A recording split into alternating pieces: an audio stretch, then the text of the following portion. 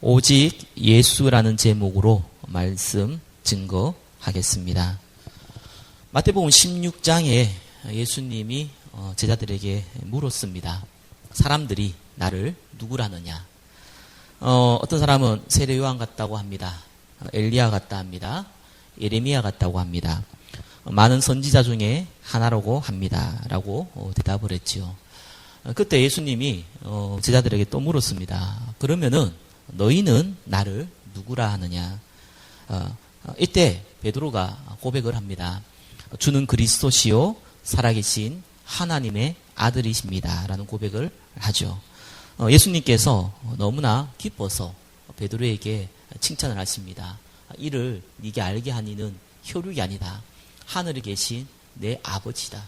네가 땅에서 무엇인지 매면은 하늘에서도 매이고 땅에서도 무엇인지 풀면은 하늘에서 풀린다.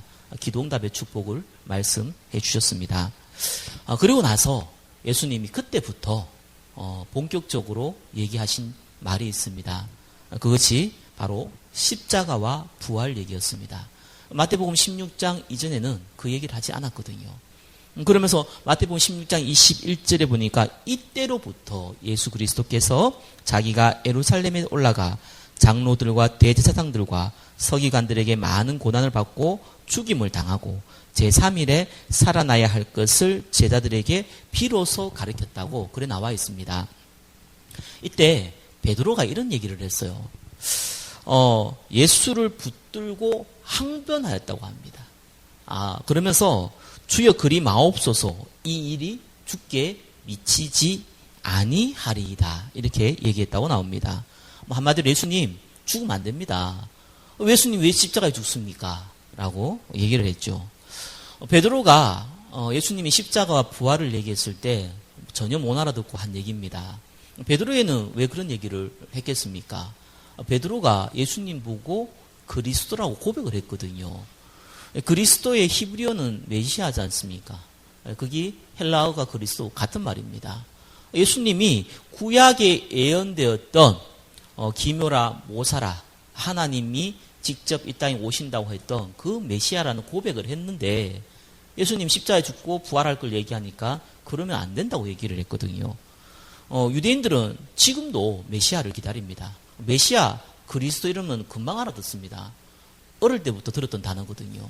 저와 여러분들은 메시아 그리스도 이러면 잘 못 알아듣죠. 설명을 안 해주면 모릅니다. 왜? 우리는 들었던 내용이 아니거든요. 근데 유대인들은 어릴 때부터 듣는 얘기예요. 메시아가 올 것이다. 이스라엘 구원할 메시아가 올 것이다. 이렇게 알고 있습니다. 그런데 이 메시아, 이 그리스도는 유대인들은 어떻게 생각을 하고 있었냐 하면은 자기들이 택한 민족이기 때문에 우리 민족을 살릴 메시아가 오신다고 생각을 했어요. 메시아가 아니 틀렸죠. 예수님은 우리 모든 인류에 믿는 자에게 구원을 주시는 그 능력을 행하기 위해서 오셨는데 그런데 유대인들은 우리 민족을 살릴 메시아가 온다고 생각을 했어요. 특별히 이 다른 민족을 보고 이방인이라는 단어를 만들어냈어요. 우리 민족은 선민이고 우리 민족이 아닌 민족들은 이방인이다. 이방이라는 것은 하나님하고 전혀 상관없는 저주받은 민족이고 우리만 구원받고 우리만 잘 먹고 잘 사는 그러한 택한 민족이다 라고 생각을 했거든요. 그걸 보고 선민사상이라고 그럽니다. 그리고 다른 민족과 상관없이 오직 유대인을만은 위한 하나님이다. 다른 민족하고는 전혀 상관없는 하나님이다. 이런 생각을 갖고 있었어요. 그런 게다가 이 베드로는 지금 2000년 전에 로마의 식민지가 되어 있는 민족이거든요. 그러니까 예수님이 지금 병든 자를 살리잖아요. 심지어 죽은 자도 막 일으키잖아요. 물고기 2마리, 보리떡 5개로 5,000명을 먹이고 막 그러잖아요. 어마어마한 기적을 행하잖아요. 그러니까 우리 예수님이 드디어 진짜 우리 민족이 이렇게 어렵게 살고 있는데 이 로마를 완전히 물리치고 우리 민족을 전 세계의 최고의 민족으로 만들고 잘 먹고 잘 살게 만들 메시아라고 생각을 한 거예요. 그런데 예수님 죽으면 어떡합니까? 그렇게 돼야지 자기도 이제 영의정이든지 자의정이든지 해 먹을 거 아니에요. 예수님의 수제자니까. 자기 또 한 자리 차지해야 될 거 아니겠습니까? 그 생각을 하고 있는데 예수님이 죽는다 그러니까 그러지 말라고 한 거예요. 근데 그러지 말라고 그냥 한 것이 아니고 항변하면서 얘기를 했다고 나옵니다. 이때 예수님이 이래 얘기했죠. 사단아 물러가라. 좀 전에 분명히 예수님이 베드로 보고 하늘에 계신 하나님께서 알게 했다. 축복을 어마어마하게 하시면서 갑자기 말이 바뀌었어요. 이 마귀 새끼야 뒤로 가라 이런 얘기거든요. 왜 그렇게 얘기했겠습니까? 베드로가 예수님이 메시아인 줄을 알았지만 의미를 정확하게 이해 못했어요. 예수님이 왜 이 땅에 오셨는지를 저와 여러분들이 항상 생각해야 됩니다. 많은 분들이 착각합니다. 좀 살다 보면 힘들잖아요. 이게 힘든데 하나님이 위로가 필요하다. 이래야 예수님이 오신 걸로 착각하고 많이 하는 사람들 많아요. 우리가 살다 보면은 어려움도 당하잖아요. 병도 들잖아요. 그렇죠. 고통도 당하잖아요. 그거를 해결해 주기 위해서 예수님이 오셨다? 이래 생각하시는 분들이 의외로 많거든요. 그런데 예수님이 저와 여러분의 문제를 해결하기 위해서 좀 살다가 먹을 거 입을 거 좀 없으니까 그거 해결하기 위해서 좀 살다 보니 상처도 받고 몸도 아프고 이런 문제 해결하기 위해서 하나님이 직접 이 땅에 오실 이유가 없습니다. 인간이 스스로 해결할 수도 있어요. 예수님이 오신 이유는 절대로 인간이 해결할 수 없는 문제거든요. 인간은 하나님 떠나자마자 그때부터 영적으로 죽어버렸어요. 너희의 허물과 죄로 죽었던 너희를 살리셨도다. 성경은 이래 나옵니다. 그래서 내가 곧 길이요 진리요 생명이라 그랬거든요. 예수님이 아니면 구원 못 받아요. 그러면서 저와 여러분들은 아담과 하와가 선악과 범죄 이후로 모든 사람이 죄 아래 빠져버렸어요. 원죄라고 얘기합니다. 그러니까 살아가면서 죄를 지을 수밖에 없죠. 죄 짓고 싶은 사람은 없어도 죄 안 짓고 사는 사람이 없습니다. 죄의 노예가 되어버렸어요. 성경에 보니까 너희 아비 마귀라고 눈에 안 보이는 귀신, 사단, 이 마귀의 종이 되어서 움직일 수밖에 없는 존재가 됐어요. 이걸 해결해야 된단 말이에요. 그래서 예수님이 십자가에 죽으시면서 생명의 성령의 법이 죄와 사망의 법에서 너희를 해방했다 나옵니다. 하나님의 아들이 나타난 것은 마귀의 일을 멸하기 위해서 왔다고 나와 있습니다. 그게 예수님 오신 이유예요. 저와 여러분을 구원을 시킬 뿐만 아니라 죄와 사단의 권세를 박살냈어요. 그리고 이 비밀을 알고 있는 저와 여러분에게 하나님이 증인으로 세우시겠다는 거예요. 그래서 성령 충만을 주시겠다는 거예요. 그래서 하나님 나라가 임하게 하겠다는 거예요. 기도하라는 거예요. 그러면은 먹을 것도 필요하고 입을 것도 필요하고 이것도 필요하고 저것도 필요한데 그건 어떻게 합니까? 나머지는 더하여 주시리라 그랬거든요. 짧게 얘기했지만 이 복음이에요. 근데 이게 베드로는 그거를 이해 못하죠. 그래서 베드로가 진실되게 예수님께 얘기했다니까요. 예수님 정말 죽으면 안 됩니다. 이렇게 얘기했다니까요. 근데 예수님이 이 마귀 새끼야 뒤로 물러가라 그랬으니까 베드로가 한편으로는 얼마나 민망했겠습니까? 그래서 오늘 본문이 나온 거예요. 예수님이 그래서 어떻게 했냐면은 베드로, 야고보, 요한을 데리고 산으로 데려갔다고 나옵니다. 그게 1절이죠. 그리고 높은 산에 올라갔다고 나와요. 2절에 보니까요. 예수님이 변형되었어요. 어떻게 변형되었냐 보니까 얼굴이 해같이 빛나고 옷이 빛과 같이 휘어졌다는 거예요. 그러니까 보니까 예수님이 혼자 있는 게 아니라 이 엘리야, 모세하고 대화를 나누고 있네요. 이거 제자들이 본 겁니다. 유대인들이 가장 존경하는 인물이 모세하고 엘리야거든요. 이 두 분하고 얘기를 하고 있으니까 얼마나 감동을 받았겠어요. 그래서 베드로가 갑자기 이런 얘기를 해요. 집을 셋째 짓겠대요. 하나는 예수님을 위하여, 하나는 모세를 위하여, 하나는 엘리야를 위하여 내가 집을 셋째 짓겠다고 얘기를 합니다. 그러면서 구름이 딱 갈려지는 거예요. 거기에서 소리가 났는데 이는 내 기뻐하는 자니 너희는 그의 말을 들으라. 이런 음성이 들리는 겁니다. 제자들이 두려워하고 있는데 예수님이 두려워하지 말라고 하니까 눈을 떨었습니다. 그랬더니 오직 예수 외에는 아무도 보이지 않았다고 본문에 나옵니다. 그게 오늘 본문 내용입니다. 이 본문을 저와 여러분들이 잘 이해해야 됩니다. 저와 여러분이 복음을 이렇게 제대로 이해 못하면은 의외로 모세, 엘리야 같이 신앙생활 많이 합니다. 첫 번째 보겠습니다. 복음 이해가 약할 때 오는 왜곡된 신앙생활입니다. 모세는요, 모세 오경, 모세였잖아요. 십계명, 모세가 받은 겁니다. 그죠? 모세는, 율법의 대표적인 인물이에요.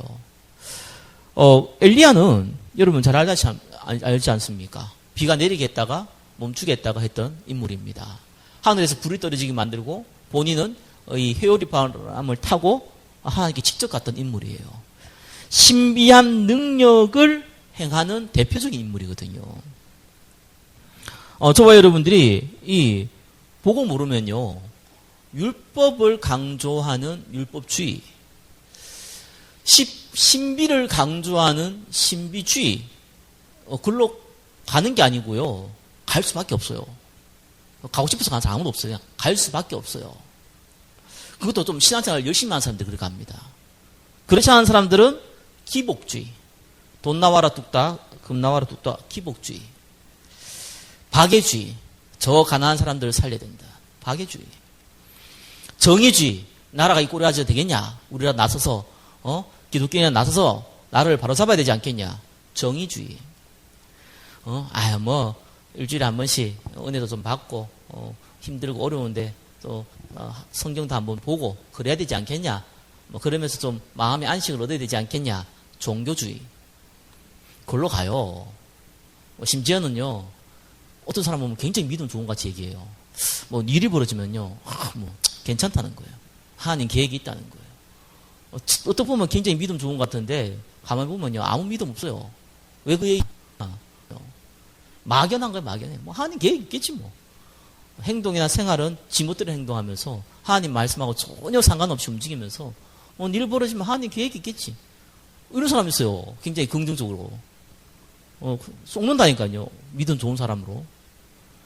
그런데 예배도 안 드려요. 가끔 예배 드려요. 기도도 안 해요. 막연한 믿음을 갖고 신앙생활하는 사람도 있습니다.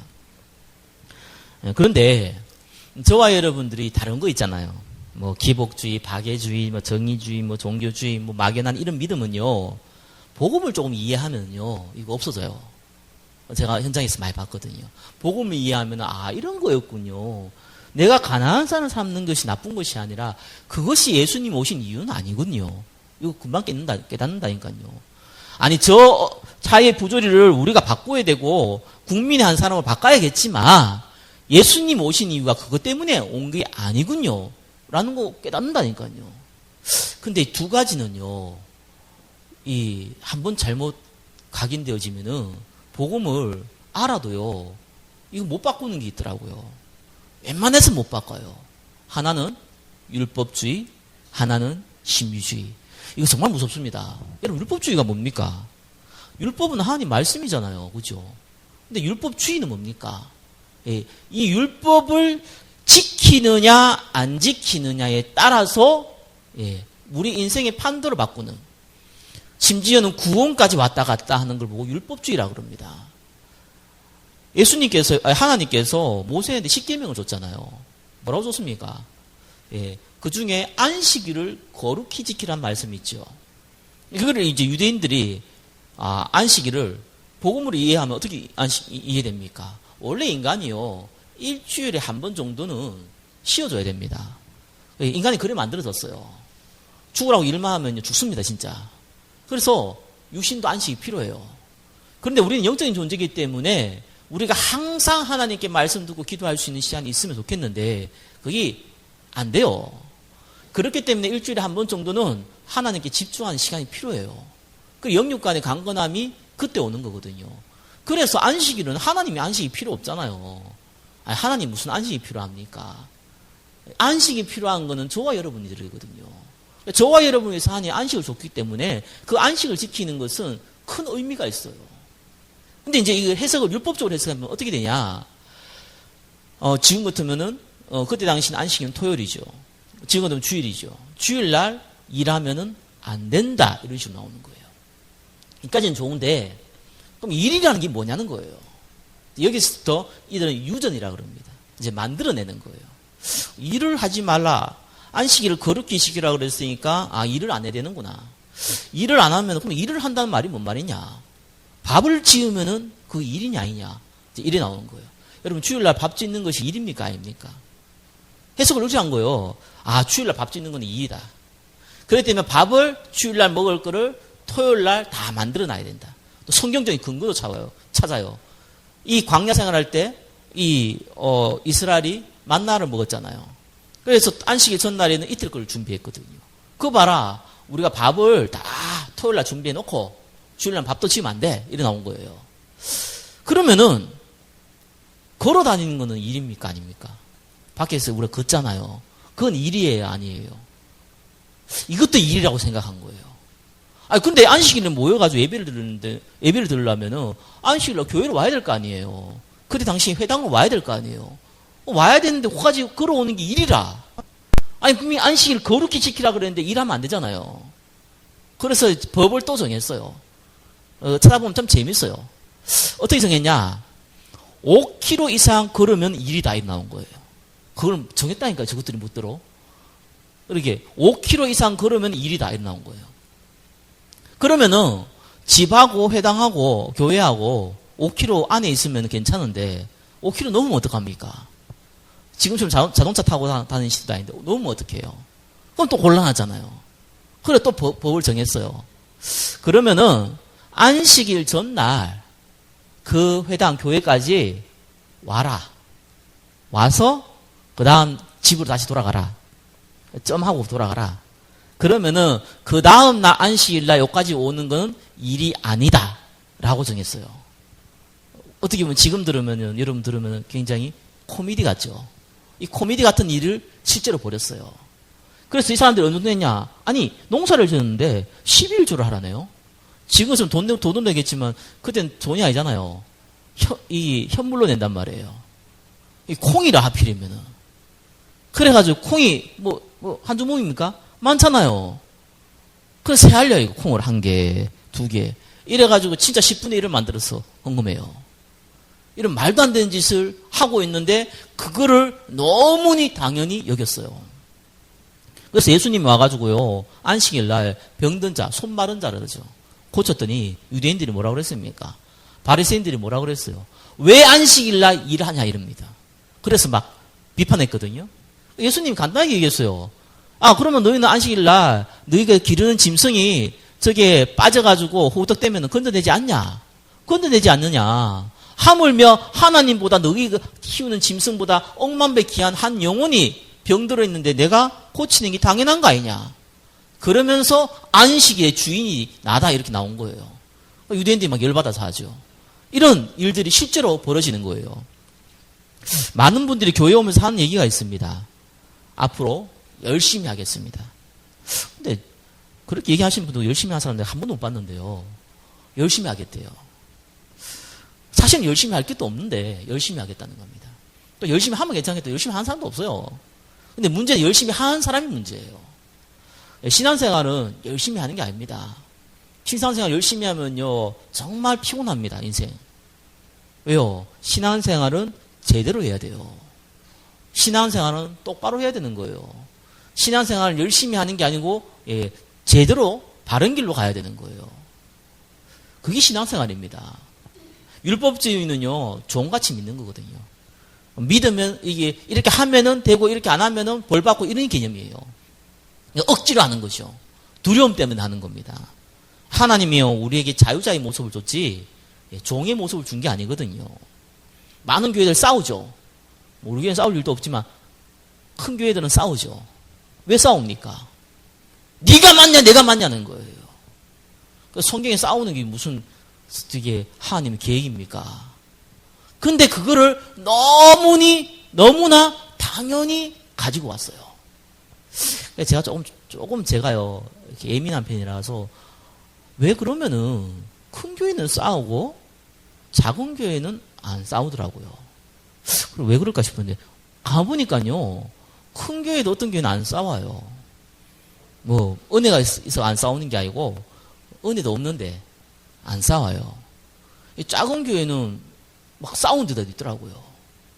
가만히 보니까요 싸우는 데 공통점이 하나 있어요. 교회가 돈이 있어요. 자산이 있더라고요. 우리처럼 월세 내는 게 아니고 교회 건물이 교회 거야. 교회 명의는 누군지 압니까? 목사가 아니거든요. 교회는 법인이에요. 교회는 목사가 아니에요. 교회는 목사와 우리 이제 장로라고 그러죠. 대한예수교 장로는 장로거든요. 그 사람들의 공동 명의예요. 그러니까 싸우대요. 이게 지금 마음에 안 든다 이거예요. 나가라 이거예요. 목사도 보면 날 괴롭히거든요. 너 나가라는 거예요. 서로 못 나가요. 내 같으면은 기분 나쁘면 서로 나가겠는데 이게 저기 뭡니까 자산이 없는 교회는 보니까요 기분 나쁘면 서로가 나가버려요. 그런데 그 자산이 있는 교회는 싸우더라고요. 그 근본은 이 돈 때문에 싸우는 거예요. 이 욕심 때문에 싸우는 거죠.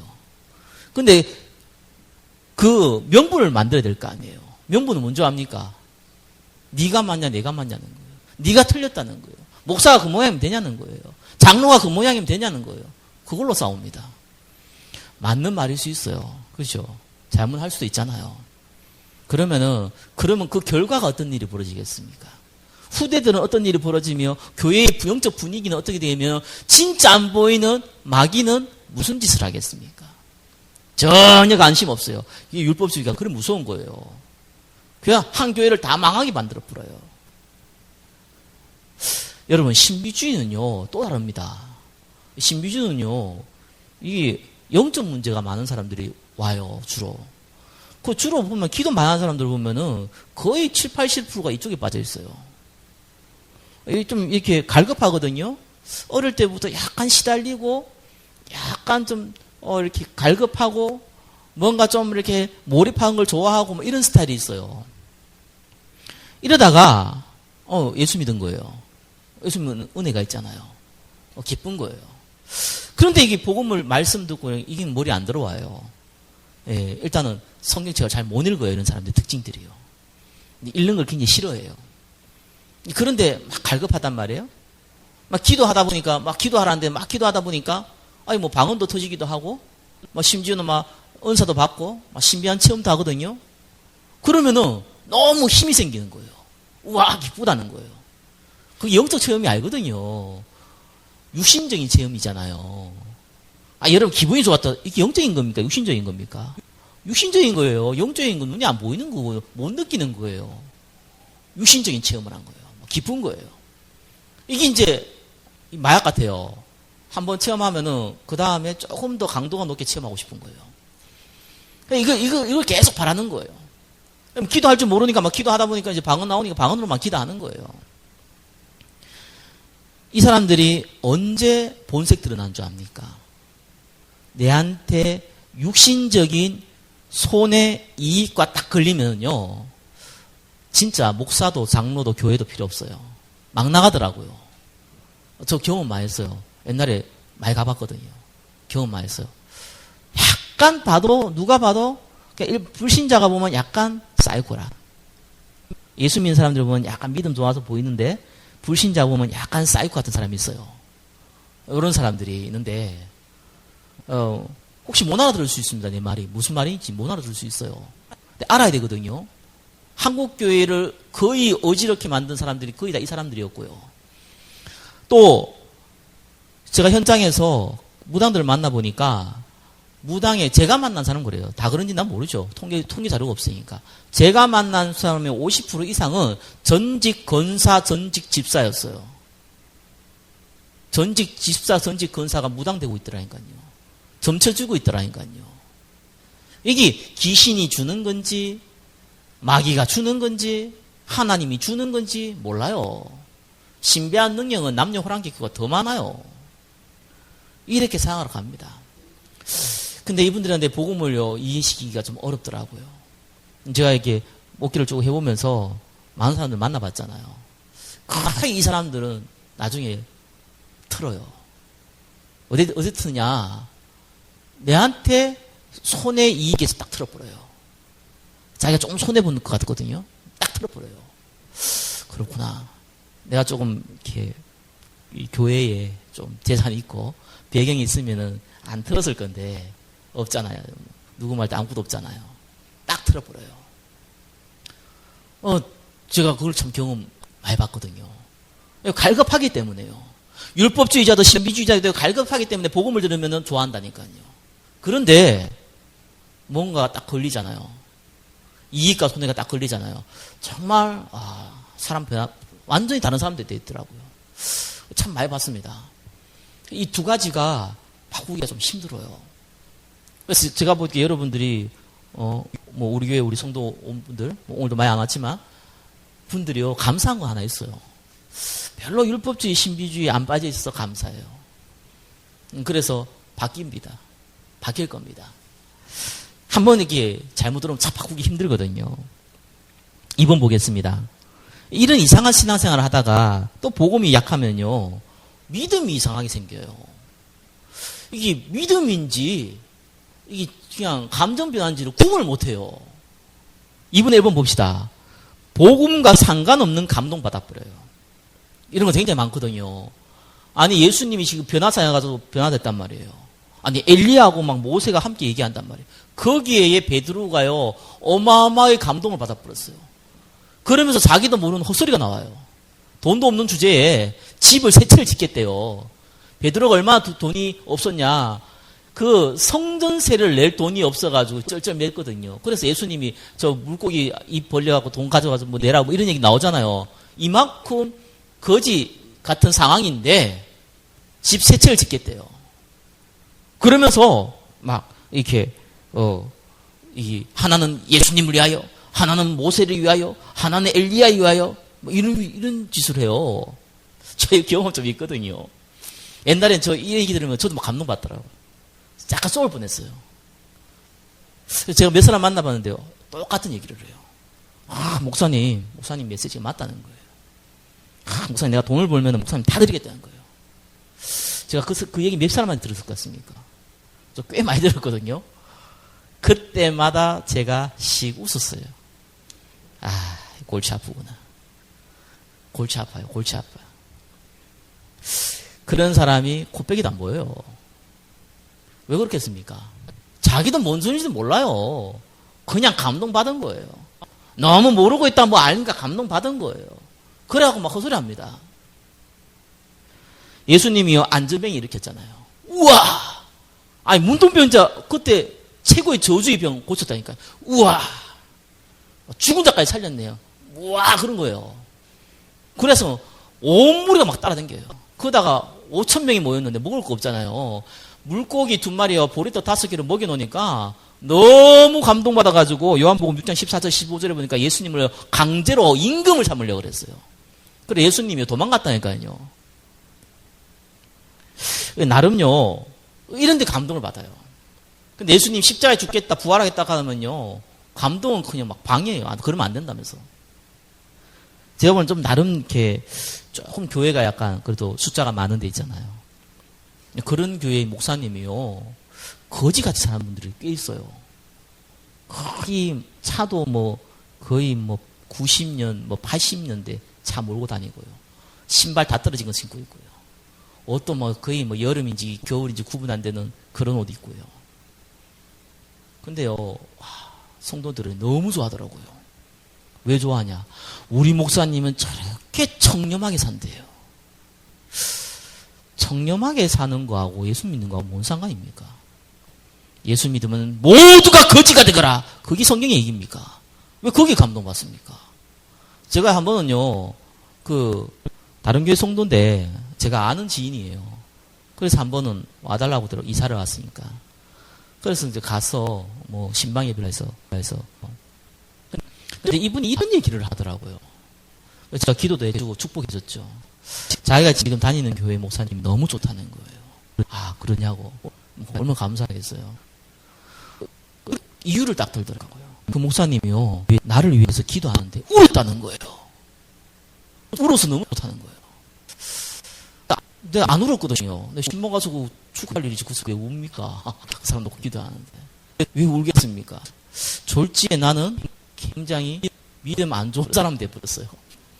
졸지에 울었던 목사님은 굉장히 믿음 좋은 사람이 돼버렸어요. 돈이 없는데 기도했더니 돈이 좀 생겼다. 사람 엄청 감동받습니다. 몸이 좀 아픈데 기도하니까 몸에 병 나잖아요. 엄청 감동받는다니까요. 약간 정신적인 문제 있는 사람이 있어요. 막 은혜 받아가 좀 나았잖아요. 엄청 감동받아요. 안 되던 일이 막 기도했더니 막 풀렸잖아요. 엄청 감동받습니다. 그런데 예수님이 당신과 함께 계십니다. 아무 감동 없어요. 모자라고요. 당신이 하나님 말씀을 믿으면 성령의 인도를 받습니다. 아무 감동 없어요. 모자라고요. 당신이 기도하면은 하나님이 성령 충만 주시고 많은 사람들 앞에 증인으로 쓰임밖에 안 됩니다. 관심 없어요. 눈이 안 보이는 주의 천사들이 당신을 보호할 겁니다. 감동 없어요.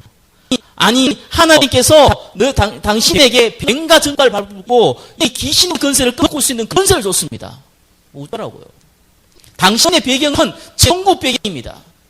아무 감동 없습니다. 왜요? 유신적으로 도움될 거 아닐까 했거든요. 감동이 없어요. 그런데 다른 거 유신적으로 도움되는 거요 엄청 감동받습니다.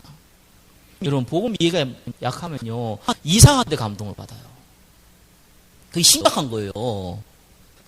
그러면서요 복음을 약화시키는 우상 숭배와 범죄 2분의 1번 이 짓을 합니다. 진짜요. 로마서 1장 21절 23절에는요 하나님을 아는데 썩어지지 아니하는 하나님 영광을 썩어질 짐승과 동물의 모양의 우상으로 바꾸었다 그래요. 하나님 믿는데 감사도 안 해요. 하나님 믿는데 예수님이 우리 구원자라고 믿는데 여전히 나는 내가 좋아하는 걸 위해 살겠다는 거예요. 정말 많습니다. 이런 짓을 해요. 이 우상 문화라는 게 무섭거든요. 여러분 성경에 사사기 보니까요 입다라는 사사가 나와요. 이 사사가 얼마나 대단했냐.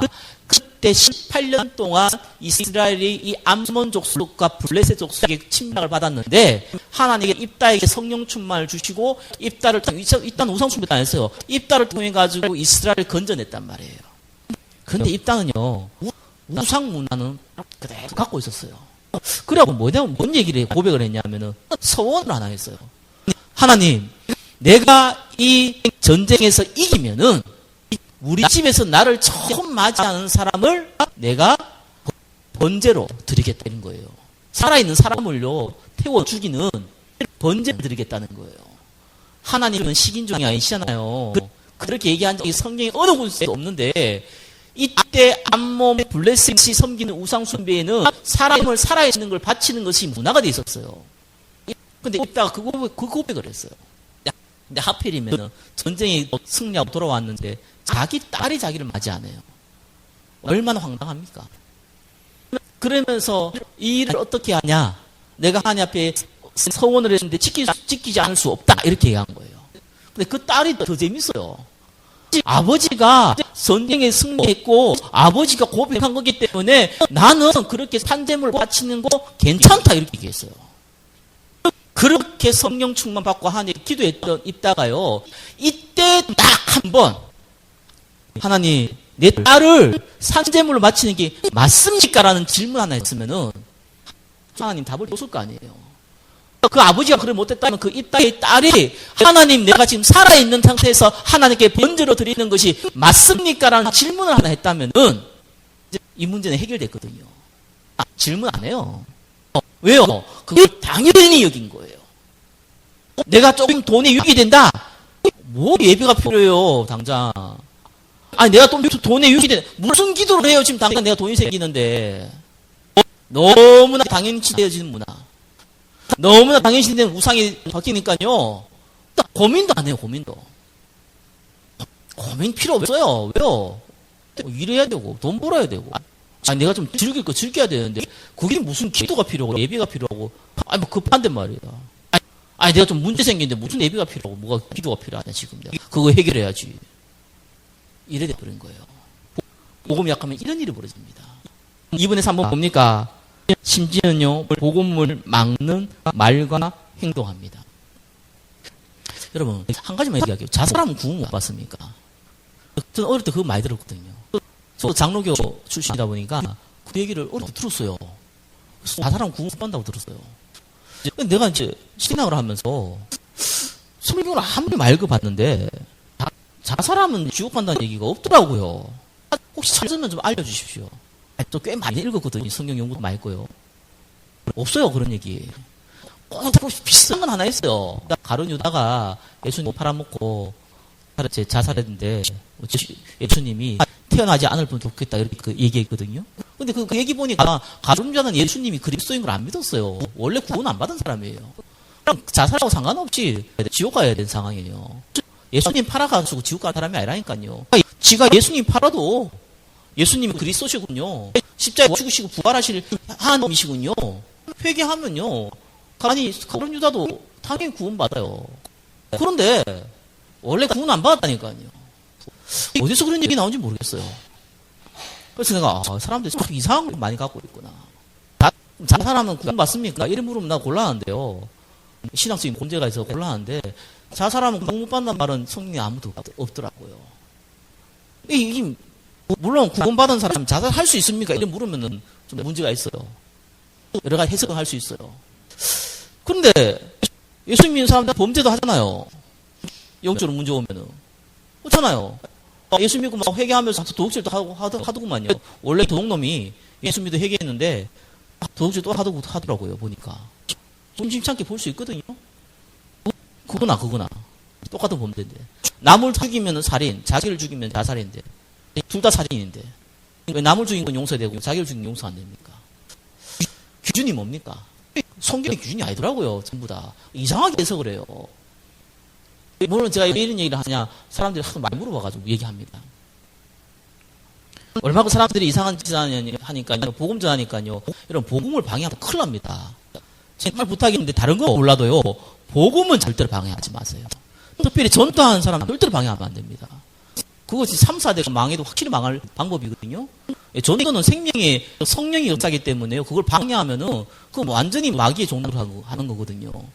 근데 저 전도해보니까요. 전도 방해한 사람도 꽤 많이 만났어요. 불신자 한 명도 없었어요. 예수 안 믿는 사람이 예수 복음 전하는데 방해한 사람 한 사람도 없었다니까요. 듣기 싫다고 얘기하는 사람 봐서도 나는 듣기 싫다고 얘기한 불신자는 봐서도 내가 다른 사람한테 복음 전하는데 그 사람에게 왜 복음 전하냐고 얘기하는 사람 없었어요. 그런데 복음 방해한 사람 보니까요. 예수 믿는 사람이라. 그것도 집사고 권사고. 뭐라고 얘기하는 줄 압니까? 저 사람 불교 다녀요. 그런 거 얘기해도 안 믿어요. 그러더라고요. 그래서 그분에 물었죠. 혹시 교회 다니시냐고. 나 오늘 교회 권사예요. 자기가 뭔 짓을 하는지 모르는구나. 이게 어마어마한 범죄 행위를 하는데 자기도 몰라요. 뭔 짓은 모르고 그런 얘기해요. 얼마나 지금 교회가 엉뚱한 짓을 많이 하느냐. 최근에 봤죠. 어떤 목사가 어떤 자기 이제 성도 자녀가 자라면서 아버지를 안 닮고 교회 목사님을 닮고 가는 거예요. 그래서 그 아버지가 이상하잖아요. 자기 마누라하고 결혼해서 아이를 낳았는데 이 아이가 얼굴이나 모양새가 자기 목사님하고 똑같이 생겼어. 그래서 나중에 이제 목사님이 얘기한 거예요. 이렇게 불륜을 해가지고 아이를 놓은 거 아니냐 한 거예요. 그렇다면 내 손에 장을 진다 그런 거예요. DNA 검사했네요. DNA 검사하니까 그 목사 자녀라. 이 자기 아내가 바람나서 아이를 놓은 거예요. 그 남편이 얼마나 충격받겠습니까? 그때 목사가 한 말, 기가 차대요. 목사도 아닌데 그렇게 너무 기가 차더라고요. 아니 범죄했다면 회개해야겠죠. 그런 이제 목사는 못하겠죠. 그게 아니고 뭐라고 얘기하는 줄 압니까? 하나님이 하셨는데 어떻게 합니까? 이러더라고요. 하나님이 하셨대요. 이런 이상한 놈들이요. 그것도 공식 서상에서. 이래갖고요. 어마하게 복음을 막습니다. 예수 그리스도께서 십자가에 죽으시고 부활해서 우리를 위하여 하나님께서 구원할 뿐만 아니라 전도와 선교를 위해서 부르셨고 그 방법으로 하나님 나라의 비밀을 알려주셨고 나머지 더 하신다고 그랬는데 전혀 없어요. 관심 없어요. 3번. 그래서 반드시 알아야 될 복음 이해입니다. 오직 예수. 마태복음 17장 8절에 예수만 남았어요. 그게 오직 예수입니다. 간혹 2% 부족한 사람들이요. 저 명동에서 팻말 들고 오직 예수 마이크 들고 오직 예수 예수 천당 불신지옥 외치는 분도 있는데 그렇게 한다고 오직 예수가 되는 게 아니에요. 그건 오직 예수가 아니죠. 그죠? 정말 여러분 중요한 거는 여러분의 수고와 노력으로 절대로 안 됩니다. 정말 생명은요 하나님 손에 달려 있어요. 그뿐만 아니라 여러분의 인생 모든 작은 거 큰 거 하나가요 하나님 손에 달려 있습니다. 그걸 여러분 아십니까? 골로새서 2장 3절에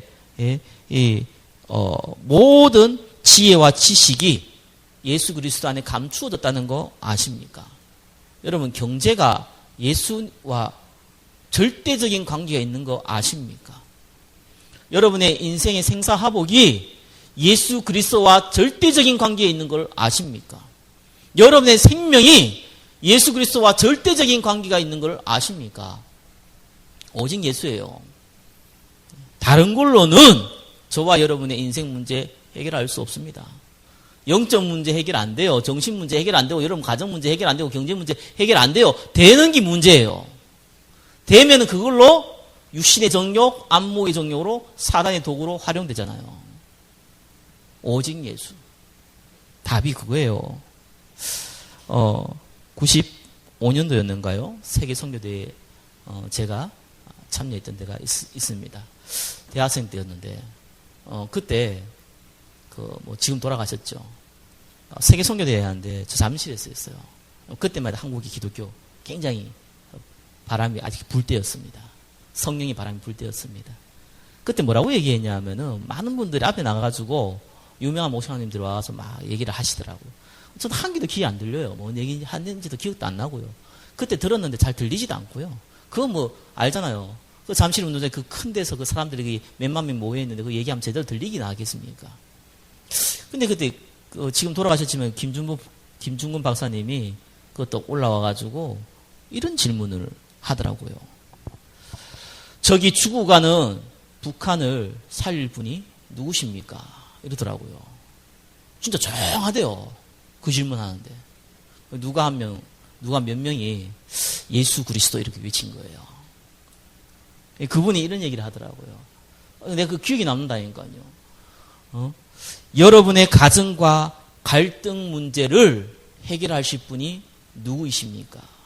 그러니까 전부 다 이제 그때부터 예수 그리스도 얘기하대요. 여러분의 인생에 여러분의 가정을 여러분의 미래를 인도하실 분이 누굽니까?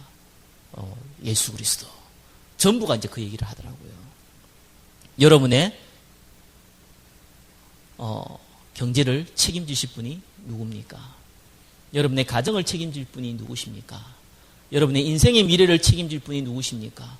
저 북한을 살리고 이 한민족을 살리고 전 세계를 살릴 분이 누굽니까? 예수 그리스도. 오직 예수라는 말을 이해하셔야 됩니다. 예수 그리스도가 아니면은 저와 여러분이 다른 걸로는 해결이 안 돼요. 율법주의, 신비주의는 절대로 해결이 안 된단 말입니다. 오직 예수. 그 방법이 뭡니까? 오직 성령. 3분의 2번. 그래서 필요한 오직 하나님의 나라. 이 세 가지를 붙들고 한 주간 성령 인도받기를 예수 그리스도 이름으로 축원합니다. 기도하겠습니다. 하나님 감사합니다. 오직 예수만 붙드는 한 주간 되게 하여 주옵소서. 살아계신 예수 그리스도 이름으로 기도드립니다. 아멘.